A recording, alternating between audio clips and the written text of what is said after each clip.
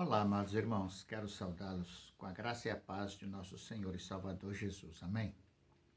Culto desta noite, o texto é 1 Coríntios capítulo 10, do primeiro verso até o versículo 13, que está escrito assim. Ora, irmãos, não quero que ignoreis que nossos pais estiveram todos sob a nuvem, e todos passaram pelo mar, tendo sido todos batizados assim na nuvem como no mar, com respeito a Moisés. Todos eles comeram de um só manar espiritual, beberam da mesma fonte espiritual, porque bebiam de uma pedra espiritual que os seguia, e a pedra era Cristo.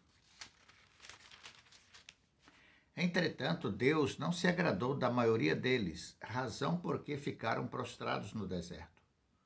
Ora, estas coisas se tornaram exemplos para nós, a fim de que não cobicemos as coisas más como eles cobiçaram. Não vos façais, pois, idólatras como alguns deles, porquanto está escrito: o povo assentou-se para comer e beber, e levantou-se para divertir-se. E não pratiquemos imoralidade como alguns deles o fizeram, e caíram num só dia 23.000. Não ponhamos o Senhor à prova como alguns deles já fizeram, e pereceram pela mordedura das serpentes. Nem murmureis como alguns deles murmuraram, e foram destruídos pelo exterminador. Estas coisas lhes sobrevieram como exemplos, e foram escritas para advertência nossa, de nós outros, sobre quem os fins dos séculos têm chegado. Aquele, pois, que pensa estar em pé, veja que não caia.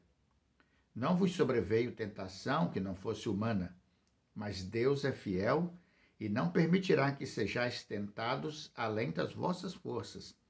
Pelo contrário, juntamente com a tentação, vos proverá livramento, de sorte que a possais suportar. Amém, irmãos? Que Deus nos abençoe. A gente poderia dar dois títulos, né? Poderíamos dar dois títulos para esse texto, né? A leitura desse texto. Poderíamos falar sobre o perigo de uma vida carnal ou como vencer as tentações. Digo isso porque tanto um texto, tanto um título ou outro, eles estão ligados dentro do conteúdo que o apóstolo Paulo aborda aqui.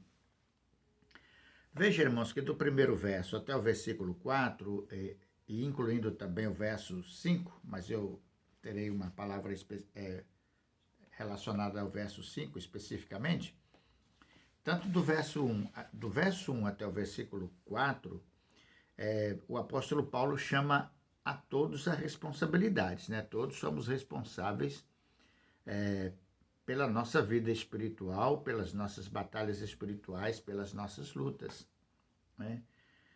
A abordagem é o perigo de uma vida carnal ou como vencer a tentação. E veja o que o apóstolo Paulo cita aqui,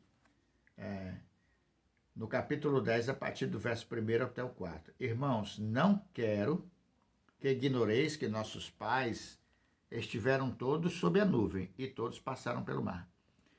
A exortação que o apóstolo Paulo está fazendo à igreja, ele toma como exemplo para corrigir aqueles irmãos e encorajá-los a vencer as tentações, né? E a vencer a vida em pecado, a carnalidade da vida. Ele pega o exemplo do que aconteceu com o povo de Israel a partir do momento que Deus os tirou do Egito e os conduziu até a terra prometida, né? Então, todas as citações que o apóstolo Paulo faz aqui, né, estão registrados lá no Antigo Testamento, né? As referências do verso 1 até o verso 4 são várias. Êxodo 13, 21, né? Êxodo 16, 15, 17, 6, Números 14, 29, 32, 35. Esses primeiros 4 versos, todas essas referências dizem respeito a isso aqui. Ora, irmãos, não quero que ignoreis que nossos pais estiveram todos sob a nuvem e todos passaram pelo mar, tendo sido todos batizados, assim na nuvem como no mar, com respeito a Moisés. Todos eles comeram de um só manjar espiritual e beberam da mesma fonte espiritual, porque bebiam de uma pedra espiritual que os seguia, e a pedra era Cristo. Então, os irmãos percebem que a palavra todos foi repetida aqui várias vezes, o que implica na responsabilidade de toda a igreja, de todos nós, né? Pela nossa conduta espiritual, né? A obrigação que todos nós temos de vencer a tentação e a obrigação que todos nós temos de ficar atento com relação aos perigos de uma vida em desobediência à palavra de Deus e aos mandamentos de Deus. Todos somos responsáveis. Então, todos precisam combater o mal, todos precisam combater o perigo de uma vida carnal, todos precisam combater o risco de cair em tentação. Todos temos a responsabilidade de vencer a tentação. Todos somos responsáveis. O versículo 5, né, que eu disse que tinha uma palavra específica com relação a ele, diz o seguinte: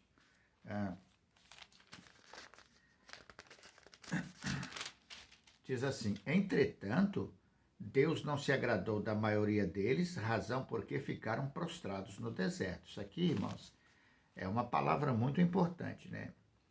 Deus concedeu a todos todas as bênçãos que ele havia prometido da saída do Egito, né, na caminhada para a terra de Canaã. Todos. Deus tratou a todos igualmente, a todos. Os irmãos lembram que muitos que saíram do Egito entraram na terra prometida. Muitos, porém, ficaram pelo caminho. E por que ficaram pelo caminho? Porque eles falharam, eles fracassaram no dever de vencer as tentações, falharam nisso, eles fracassaram no dever de não viver uma vida carnal, cometeram vários pecados, né, que desagradavam ao Senhor. Os versos 4 narram isso, né, nos mostram isso, o que haviam sido. Todos eles tiveram as mesmas oportunidades, as mesmas chances, as mesmas possibilidades, todos. Deus tratou a todos igualmente. Tratou a todos igualmente. Por isso que ele foi severo com aqueles que foram desobedientes à sua palavra, e é o que diz o versículo 5, né? Deus os castiga severamente, né? Quando diz assim, relendo o verso 5, entretanto, Deus não se agradou da maioria deles, razão porque ficaram prostrados no deserto. Então, a gente precisa ter cuidado com a nossa vida espiritual, a gente precisa ter cuidado com a nossa conduta espiritual, porque estamos todos no mesmo barco, espiritualmente falando. Mas se há uma coisa que as pessoas precisam entender é que Deus não se deixa enganar, né? Em hipótese nenhuma. Deus trata a todos igualmente, dá oportunidade a todos, dá privilégios a todos, podemos assim dizer. Mas se alguém não agradar ao Senhor, Deus não vai justificar os seus erros, os erros da pessoa, não, né? Então, o que aconteceu aqui? Ele castigou severamente aqueles cuja conduta de vida não agradou a ele, não agradou o Senhor. E a pergunta que se faz é o seguinte, irmãos: nós andamos espiritualmente preocupados com a nossa conduta espiritual? Temos nos preocupado em viver uma vida espiritual que seja agradável a Deus, em completa submissão a Deus e os seus mandamentos? Nós precisamos pensar nisso. Precisamos pensar nisso. Porque aqueles cujas vidas não agradaram o Senhor ficaram pelo caminho, caíram no deserto. Isso significa dizer, irmãos, que muita gente que tem uma vida religiosa não quer dizer que ela tem uma vida de salvação com Cristo, né? Estará certamente fora do reino de Deus, porque a sua vida religiosa não considera a observância dos mandamentos da palavra do Senhor, dos ensinamentos do Senhor. Do versículo 6 até o versículo 10, o apóstolo Paulo diz claramente que o que está registrado aqui é para que nós aprendamos a lição, né? Ora, estas coisas se tornaram exemplos para nós, a fim de que não cobicemos as coisas más, como eles cobiçaram. Não vos façais, pois, idólatras, como alguns deles, porquanto está escrito: o povo assentou-se para comer e beber, levantou-se para divertir-se. E não pratiquemos imoralidade, como alguns deles o fizeram, e caíram num só dia 23.000. Não ponhamos o Senhor à prova, como alguns deles já fizeram, e pereceram pelas mordeduras das serpentes. Nem murmureis, como alguns deles murmuraram, e foram destruídos pelo exterminador. Então aqui o apóstolo Paulo está dizendo, nesta narrativa de Paulo, e ele está fazendo menção a vários textos, né, do Antigo Testamento, uma vez que ele está usando como referência a experiência do povo da saída do Egito para a terra de Canaã e aqueles que ficaram no deserto, né? Ele está usando Números 11:4, Salmo 106:14, Êxodo 32, verso 6, Números 25, de 1 até o versículo 9, Números 21, 5 e 6, e também número 14, verso 2 e o verso 37, ou todo o capítulo de Número. Todos esses textos aqui citados relatam todos os pecados enumerados aqui pelo apóstolo Paulo, no capítulo 10 de Coríntios, a partir do versículo 6, quando ele diz: estas coisas se tornaram exemplo para nós, a fim de que não cobicemos as coisas más, como eles cobiçaram. Então aqui ele está falando do pecado da cobiça, né? Ele está falando no verso 7 da idolatria, como alguns deles foram idólatras, se tornaram idólatras, né? O povo assentou-se para comer, beber e depois se levantou para divertir. Você pode não estar adorando uma imagem de escultura, mas se você está trocando Deus por, vou dizer assim, as irmãs por novela e os homens pelo futebol, se você troca Deus, o culto de adoração ao Senhor, se você troca o culto de adoração a Deus por futebol, e se você troca o culto de adoração a Deus por novela, isto é o que a palavra de Deus chama de idolatria. E esse foi o pecado que eles cometeram, que Paulo está dizendo, foi registrado para que aprendamos a lição. Nós não podemos cometer esse pecado que eles cometeram. E outro pecado que ele cita, no verso 8, e não pratiquemos imoralidade, como alguns deles o fizeram, e caíram num só dia 23.000. Aqui no verso 8, nesta versão, ele fala de imoralidade, né? Não pratiqueis imoralidade, como alguns deles o fizeram, e caíram num só dia 23.000. Numa outra versão, fala de fornicação. A fornicação trata-se de relações sexuais entre pessoas que não são casadas, né? No caso aqui, solteiras, né? 2 solteiros. Tanto a palavra imoralidade sexual diz respeito às relações sexuais fora do casamento, né? Fora do casamento. O resultado desse pecado foi que naquele dia morreram 23.000 israelitas, né? Então eles não resistiram às tentações, né? Caíram em tentação e não evitaram o perigo de uma vida na carnalidade, né? O pecado da imoralidade sexual, né? Às vezes fica chato ficar falando estas coisas, porque o mundo atual considera isso muito natural, muito normal, né? Muito, muito natural que 2 pessoas adultas tenham relações sexuais entre si e sem consciência pesada. Mas a palavra de Deus chama isso de imoralidade sexual se isso é feito fora do ato conjugal, né? Entre o marido e a esposa, né? Se não é nesse sentido, isso é pecado.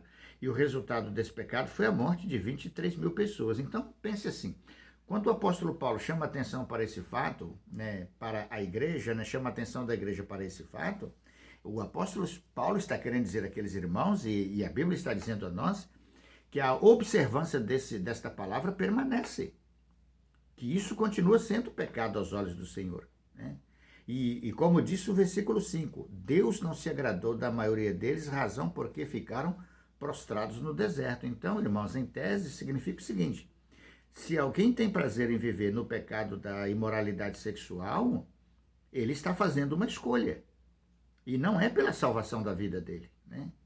Não é pela salvação. Quem vive em pecado escolheu o pecado e não escolheu a vida eterna. É isso que o texto sagrado quer dizer, né?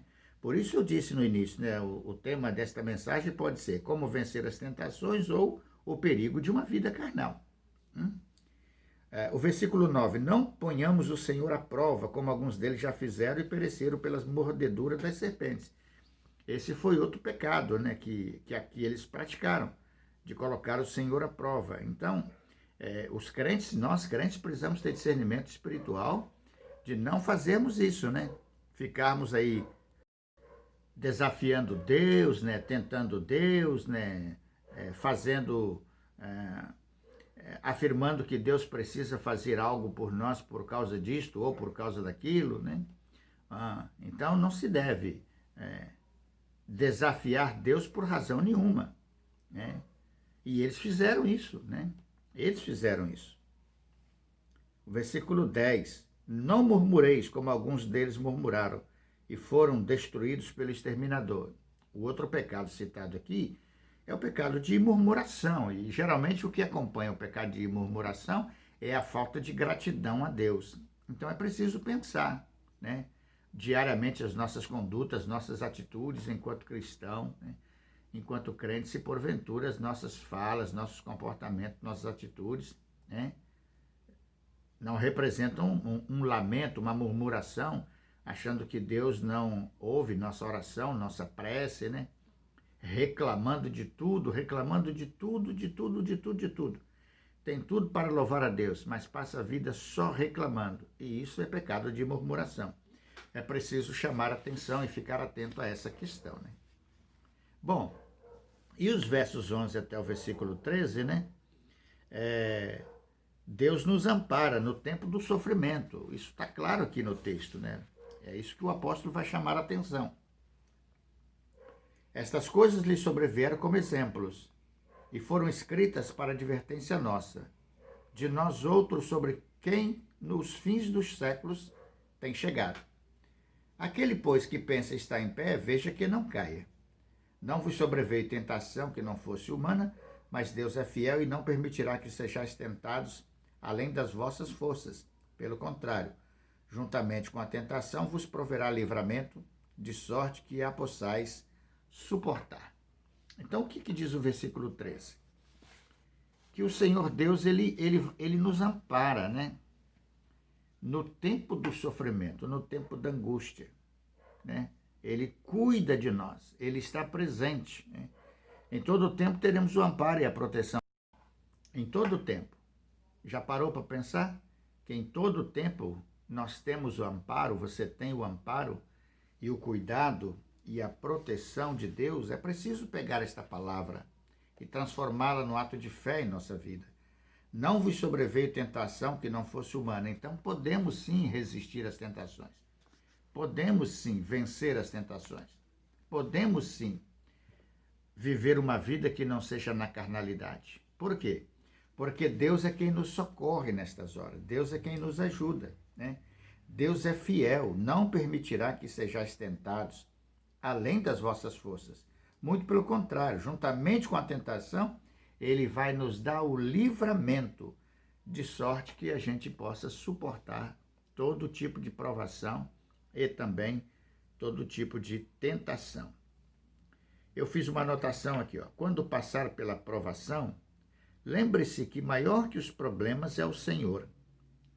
Aquele que verdadeiramente nele confia, nunca vai voltar-se contra ele quando passar pelo vale do sofrimento e da dor.